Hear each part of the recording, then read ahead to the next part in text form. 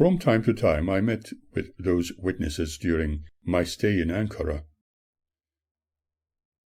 I asked a number of intriguing questions, but many of them remained unanswered.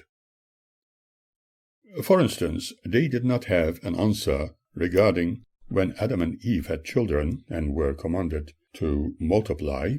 How did they do it? Were they to have sex amongst members of their family? And if so, why did the laws of today forbid brothers and sisters marrying each other? Why, according to the Bible, was it seen as sin?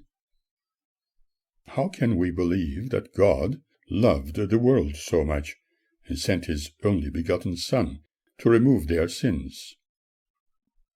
If God loved the world so much, as we discover in the Scriptures, how come he so easily destroyed humanity with a terrible flood and confused their tongues when they built a tower? If Jesus was the Lamb of God and was sacrificed to wash clean the sins of mankind, why were newborn babies still considered sinners? Shahan wanted to meet me from time to time to talk all about that, just like Vahan's younger brother he was talking to on a regular basis. Vahan was also a dedicated servant of God. At the time, I found those discussions refreshing, while discovering what others were thinking was exciting. However, my interests were different, and I could not commit myself to their way of thinking and doing things contrary to the laws of the land. Besides, knowing that some of them had been caught like criminals and jailed for short periods of time for any kind of missionary work, being considered as a national security threat, I could not understand what presented such a problem. I concluded that in all Muslim countries it would be understood as being against the teachings of a 7th century religion. Their secular teachings remained as the only truth, and any other activity from Christian quarters could be punishable, even by death. Therefore, the activities of the witnesses had to be suppressed. That made me even more interested in discovering why they were so extraordinarily different without becoming one of them, instead just observing.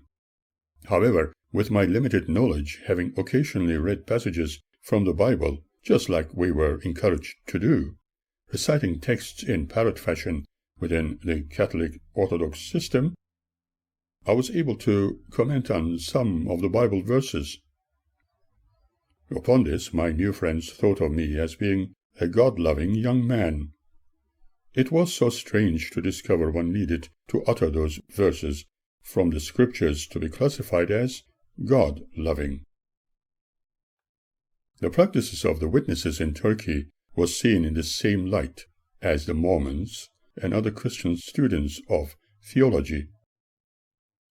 It was not possible to practice their religions, as in all other democratic countries around the world, for in Turkey they wanted to control even the minds of their citizens.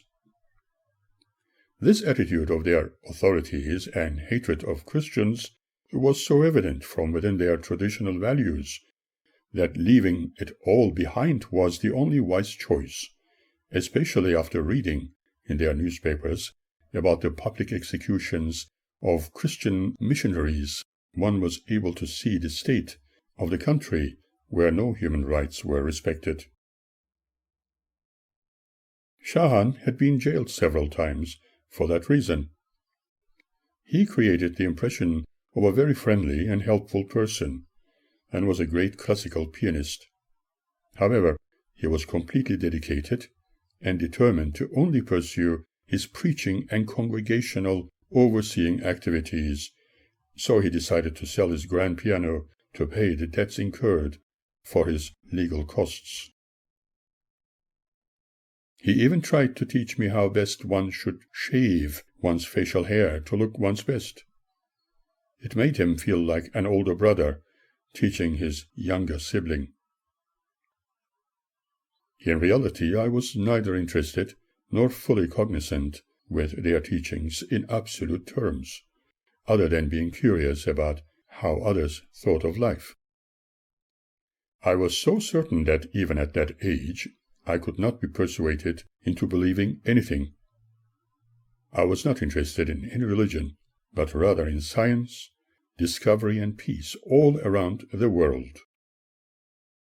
Would it not be wonderful if people could forget all their differences, religious fanaticisms, putting more time and energy into building a great future in the world? I was saddened about man's inhumanity to man. My new friends continued to meet in private homes in Istanbul and Ankara, for they were not allowed to have a place of worship which they called a kingdom hall, like others had all around the world, except in some Muslim countries. I spent my schooling and holidays partially in Ankara, and I was never at home there, and it never felt like one. It was like a prolonged stay, with the expectancy that I would serve the country against my will, where I was nothing other than an unwanted foreigner. The educational system was not too different in comparison with European ones.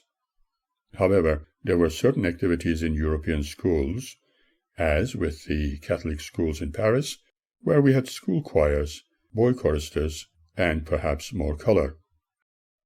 Christian schools taught everything needed, and some of their students were encouraged to become theologians, priests, or nuns.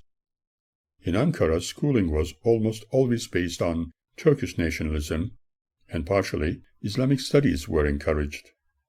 Personally, I found the Parisian educational system to be superior, and the intelligence levels of European children higher.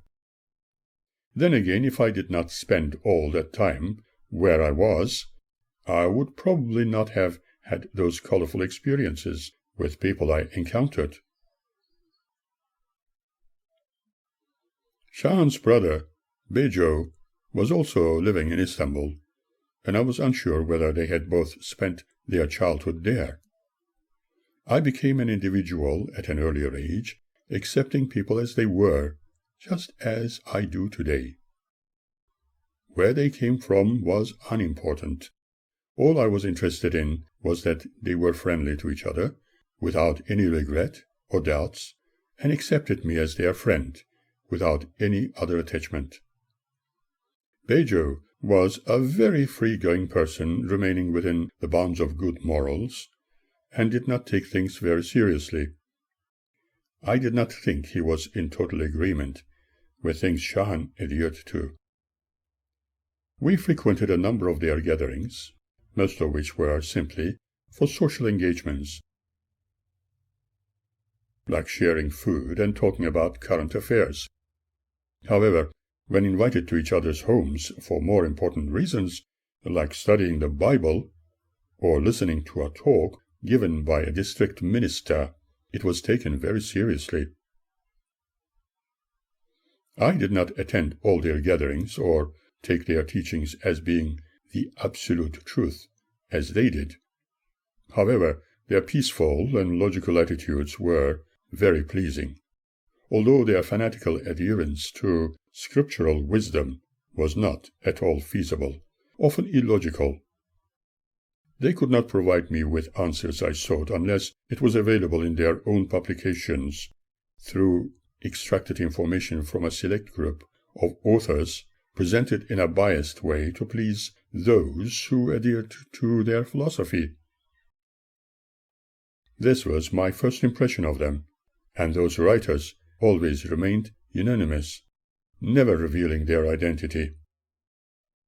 Members were encouraged to read not only daily texts from the Bible to ponder upon during the day, but also to concentrate on monthly and yearly texts as they appeared on their calendars and yearbooks. Those calendars carried beautifully colorful and pleasant-looking illustrations. Within those fanatical and restrictive countries, American-originated printed material on finest rice paper in the local language was sent by witnesses from anywhere around the world. They were very light in weight and gave the impression of ordinary letters from friends in overseas countries, and were studied seriously within their groups. What amazed me most was that they were underlined and questions considered have been responded to as relative to those texts. This system was very cleverly disguised and tactfully executed. This way the authorities could not detect anything supposedly wrong, and persecute people falsely, even perhaps accusing them of spying in Turkey. Freedom of speech, freedom of thought, adherence to any belief system other than Islam, any type of missionary work or preaching was not permitted, and severely punishable by the laws within their allegedly democratic system. Since house-to-house and door-to-door activities or witnesses could not be conducted in Muslim countries, let alone in Turkey, Shaham used to invite me occasionally to go with him to visit and have a little chat with people he recently met in their workplaces. Sometimes, during my school holidays, and when I did not need to be at my part-time work while in Ankara, I found it to be an interesting pastime, as I was able to learn about people and their interests, thus making comparisons with others in different places I frequented. This also helped me discover how fanatical people could be about their faith within the Muslim world, and also with the witnesses. Admittedly, the more I discovered about the witnesses, the less interested I became. Allegedly, they were the only people knowing the truth, for apparently the good Lord had granted them wisdom to grasp who God was. The end was nigh, and the world could end in 1969 or later, and, although we could not be too sure about it, for only God would know the day and the time, if we adhered to the witness teachings, we would at least have the chance to live forever. But one had to be dedicated to God unconditionally. The good God would then keep his promise and give us eternal physical life in the New World Order. However, my questions still remained unanswered. The only encouragement one was offered was to follow those teachings as Bible truths. Personally, creating neutral friendships was more important than following any blind faith. Fanaticism in any guise is not acceptable. Even my childhood friend, who is invisible to the world, advised me to remain just as friends with those newly discovered associates. Apart from their religious ideals, they were generally very nice people. However, my invisible friend was extremely real to me, for he often proved his existence. He still remains my beloved friend even today.